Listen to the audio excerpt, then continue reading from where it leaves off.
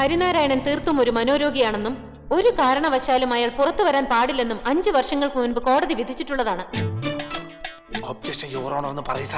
എന്തിനെ സാർ അതൊന്ന് പറയണത് കേൾക്കാനുള്ള കൊതി കൊണ്ടാ. ആശുപത്രിയിൽ ഇപ്പോഴും ചികിത്സയിൽ തന്നെ കഴിയുന്ന ഹരിനാരായണന്റെ മനോനിലയിൽ എന്തെങ്കിലും വ്യത്യാസമുള്ളതായി അദ്ദേഹത്തെ ചികിത്സിക്കുന്ന ഡോക്ടർ നമ്പ്യാർക്ക് തോന്നിയിട്ടില്ല. ഹരിനാരായണൻ ഇപ്പോഴും മനോരോഗി തന്നെയാണെന്ന് ഡോക്ടർ നമ്പ്യാർ സാക്ഷ്യപ്പെടുത്തിയിട്ടുമുണ്ട്.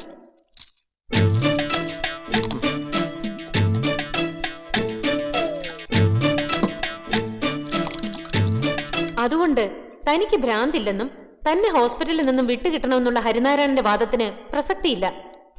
സാധാരണഗതിയിൽ എനിക്ക് ഭ്രാന്തില്ലെന്നല്ലേ ഭ്രാന്തുള്ള ഏതൊരാളും പറയാറ്.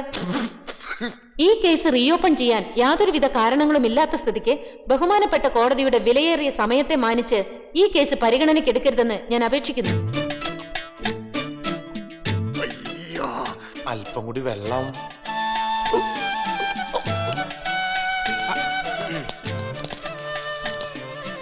കേസ് തള്ളി പോയില്ലേ?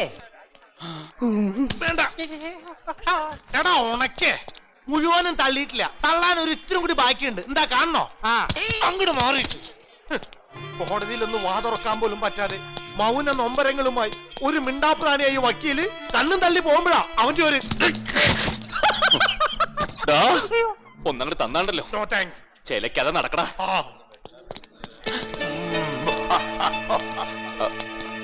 എടോ എന്തോ എന്റെ മോക്ക് നല്ലൊരു കല്യാണാലോചന കൊണ്ടുവരണം. ഇത്രയും നാൾ അവക്കൊരു ശനിയുടെ അപകാരം ഉണ്ടായിരുന്നു, ഇപ്പൊ അത് മാറി. ഞാൻ കൊണ്ടുവരാം. എത്ര വയ്യന്മാരെ വേണം? ഇതുപോലത്തെ പഴങ്കഞ്ഞി മോറന്മാരൊന്നുമല്ല, നല്ല ഞണ്ട് ഞണ്ടാന്നുള്ള ആമ്പിള്ളാരെ. അധികം ആളാവണ്ടാട്ടോ. എന്താണ് ആളായാലേ? ആള് മാറിപ്പോവും, പിന്നെ പെറ്റ തള്ള കണ്ടാ പോലും തിരിച്ചറിയില്ല. എന്താടാ പൊന്നപ്പാ? ചില പണികളൊക്കെ കൈവശം ഉണ്ടെന്ന് പറയായിരുന്നു. വക്കീൽ പണി പഠിക്കാനാണെങ്കിൽ നീ ഇവന്റെ പിന്നാലെ നടക്കണ്ട. ആ പണി എന്താണെന്ന് ഇവന് തന്നെ അറിയില്ല. നിനക്കൊരു പണി അറിയാമല്ലോ, കൽപ്പണി. അത് നീ അവന് പഠിപ്പിച്ചുകൂടെ? അതിലും അവൻ ശോഭിക്കുമെന്ന് തോന്നുന്നില്ല. നാളെ രണ്ടുപേരും കൂടെ എന്റെ വീട്ടിലേക്ക് വാ. എന്റെ സെപ്റ്റി ടാങ്ക് പൊട്ടിക്കിടക്കുക, അതൊന്ന് സിമന്റ് ഇടണം. നിനക്കൊരു പണിയുമായി, ഇവനൊരു ട്രെയിനിങ്ങുമായി. വേണ്ട സാറേ, കൂൾ ഡൗൺ. ഏത് പട്ടിക്ക് ഒരു ദിവസം ഉണ്ടെന്നല്ല പറയാറ്, അതുപോലെ സാറിനുണ്ടാവും ഒരു ദിവസം. ജേട്ടനോട് ഞാൻ അപ്പോഴേ പറഞ്ഞതല്ലേ ഞാനിതൊന്ന് മാറിക്കോളാന്ന്. അപ്പൊ എന്നെ തോൽപ്പിക്കണമെന്ന് വാശിയായിരുന്നു. ഇതന്നെ ജേട്ടന്റെ കുഴപ്പം. ആവശ്യമില്ലാത്ത കാര്യങ്ങൾക്ക് വെറുതെ വാശി പിടിച്ച് ഓരോ തലേ കയറ്റി വെക്കും. തോറ്റാ നിന്ന് കരയും ചെയ്യും. ഓഹോ, അപ്പൊ ജയിച്ചു എന്നങ്ങോട്ട് ഉറപ്പിച്ചുല്ലേ? കേസ് റിജക്ട് ചെയ്തു കരുതി അതങ്ങോട്ട് തേഞ്ഞു മാഞ്ഞു പോകുന്നില്ല. ഈ കേസ് ഞാൻ ഇനിയും കൊണ്ടുവരും. ഇതെന്റെ ഒരു വാശിയാ. എന്തിനു ചേട്ടാ നമ്മൾ തമ്മിൽ ആവശ്യമില്ലാത്തൊരു പ്രശ്നം? നമ്മൾ തമ്മിലല്ല, ഇതേ ഞാനും നിന്റെ അച്ഛനും തമ്മിലുള്ള പ്രശ്നം. കുറെ കാലായി ഞാൻ അങ്ങേരുടെ ആട്ടും തുപ്പും സഹിക്കാൻ തുടങ്ങിയിട്ട്. കാര്യം എന്നെ പഠിപ്പിച്ചതും വക്കീലാക്കിയതും ഒക്കെ അങ്ങേര് തന്നെയാ. പക്ഷെ നിങ്ങൾ ആരും ഓർക്കാത്തൊരു കാര്യമുണ്ട്. ഈ വീടും സ്വത്തുക്കളൊക്കെ എനിക്കും എന്റെ അമ്മയ്ക്കും കൂടി അവകാശപ്പെട്ടതാ. മരിക്കുന്നത് വരെ അമ്മ അത് ആവശ്യപ്പെട്ടിട്ടില്ല. നാളിതുവരെ ഞാനും അത് ആവശ്യപ്പെട്ടിട്ടില്ല. എന്നിട്ട് ഒരു വേലക്കാരന്റെ സ്ഥാനമെങ്കിലും എനിക്ക് വീട്ടിൽ തന്നിട്ടുണ്ടോ? ഒരു ദിവസമെങ്കിൽ ഒരു ദിവസം എനിക്ക് ഈ വീട്ടിൽ തല ഉയർത്തിപ്പിടിച്ച് നിൽക്കണം. അതിന് എനിക്ക് ഈ കേസ് ജയിച്ചേ പറ്റൂ. നീയും നിന്റെ അച്ഛനും പ്രതീക്ഷിക്കുന്നതിലും 10 ഇരട്ടി കരുത്തോടെ ഞാൻ ഈ കേസ് ഇനിയും പൊക്കും. അതിലും ഞാൻ തോറ്റുപോയ ഒരു പുഴുത്ത പട്ടി വലിഞ്ഞു കയറി വരുന്ന പോലെ പിന്നീട് ഞാൻ ഈ വീട്ടിലേക്ക് വരില്ല. നമ്മൾ തമ്മിൽ ഒരിക്കലും കാണുകയില്ല.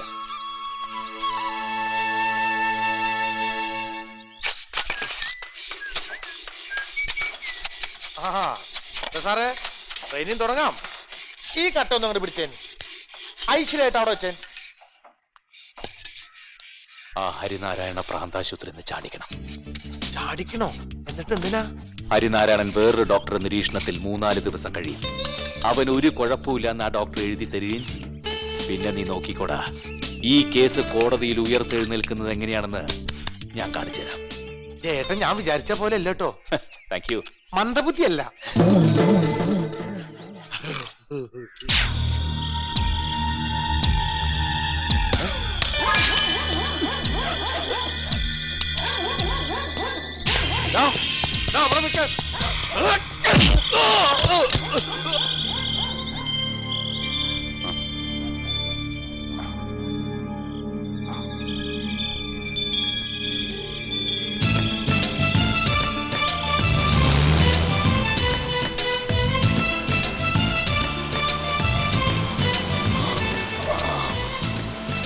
പൊന്നപ്പാ, ഏതെങ്കിലും ചായക്കട കാണുമ്പോ ഒന്ന് നിർത്തണേ. ഒരു ഡബിൾ സ്ട്രോങ് ചായ കുടിക്കണം. അതിന് ഞാനല്ലല്ലോ വണ്ടി ഓടിക്കണേ, ജയേട്ടനല്ലേ. ജയേട്ടന് ഇഷ്ടമുള്ളവർക്ക് വണ്ടി നിർത്തിക്കോ. ഓക്കേ. എവിടാ പൊന്നപ്പ ചായക്കട? ചായക്കട ഞാനൊന്നും മുള്ളാൻ നിർത്തിയല്ലേ. എന്റെ ഇഷ്ടമില്ല. എന്റെ ഈശ്വര, ഈ പണ്ടാണ് എപ്പോ ഇതിനകത്ത് കയറി? ഞാൻ ഇന്നലെ രാത്രി മുതൽ നിങ്ങളുടെ കൂടെ ഉണ്ടായിരുന്നു, ശ്രദ്ധിച്ചില്ല? ഇല്ല. ഹലോ, എന്റെ പൊന്ന് സാറേ, എന്റെ പേരിൽ ഒരു കേസ് കൊടുത്ത് എന്നെ കൂടെ രക്ഷപ്പെടുത്ത്. ആണല്ലേ? അതെ. കേസ് കൊടുത്ത് രക്ഷപ്പെടുത്തണം. അതെ. ആ, ഇപ്പൊ മുള്ളാൻ വേണ്ടിട്ടില്ല വണ്ടി നിർത്തിയത്? അതെ. അപ്പൊ ആദ്യം മുള്ളിൽ ഇറങ്ങട്ടെ. ഇവിടെ ഉള്ളല്ലേ? ഓ, ഇരുന്ന്. അതെ, നല്ല സ്ഥലം. അതെ, മുള്ളാൻ പറ്റിയ സ്ഥലം. ഞാൻ കേറി വണ്ടി മുള്ളടാ, മുള്ളിച്ചാവ്. അതെ. അയ്യോ എന്നെ അങ്ങോട്ട് കൊണ്ടുപോ. അയ്യോ. നമ്മളിത് എങ്ങോട്ടേക്ക് പോകുന്നത്? ആ, കുറച്ച് കാറ്റും വെളിച്ചമൊക്കെ കൊള്ളണ്ടേ ഹരിനാരായണ? കുറെ കാലം സെല്ലിനകത്ത് കിടന്നതല്ലേ.